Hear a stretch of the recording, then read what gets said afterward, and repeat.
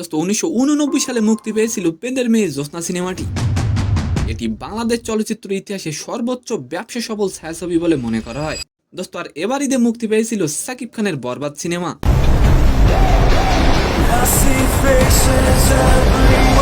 অনেকেই বলছেন বরবাদ সিনেমা নাকি সব সিনেমার রেকর্ড ভেঙে দিছে। দোস্ত তাহলে বরবাদ সিনেমা কি বেদের মেয়ের রেকর্ডও ভেঙে দিল? তো নিউজটি জানতে অবশ্যই ভিডিওটি সম্পূর্ণ দেখবেন। দোস্ত সুপারস্টার সাকিব খানের বরবাদ সিনেমা দেশের বক্স অফিসে বাজিমাত করছে। ইতিমধ্যে বরবাদ সিনেমাটি IMDb এর তালিকায় উঠে এসেছে। দোস্ত IMDb-তে সিনেমাটি 7.5 রেটিং নিয়ে 44 নম্বরে অবস্থান করছে।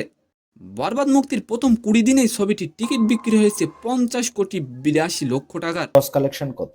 এই 20 দিনে টোটাল আমরা অলমোস্ট 50 কোটির কাছাকাছি 50 কোটির কাছাকাছি চলে এসেছি। দোস্ত বরবাদ কি সত্যিই বেদের মেয়ের রেকর্ড ভাঙতে পারবে? অবশ্যই আপনি কমেন্ট করে যাবেন। অন্যদিকে বেদের মেয়ে জ্যোৎস্না তোজাম্মেল হক বকুল পরিচালিত 1989 সালে মুক্তি পেয়েছিল। বেদের মেয়ে জ্যোৎস্না বাংলাদেশের চলচ্চিত্র ইতিহাসের সর্বোচ্চ ব্যবসা সফল সিনেমা।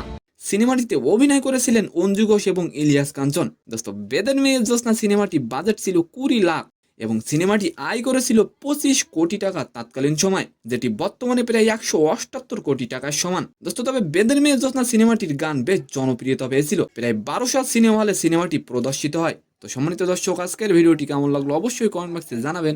আর ভিডিওটি যদি ভালো লাগে অবশ্যই একটি লাইক দিয়ে আমাদের চ্যানেলটিকে সাবস্ক্রাইব করে দিবেন। ধন্যবাদ।